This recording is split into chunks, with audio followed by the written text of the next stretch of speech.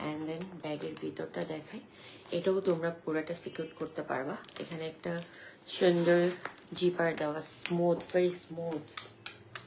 And কালারটা দেখো একদম ব্ল্যাক, তাই না? সুন্দর একটা ব্ল্যাক কালার।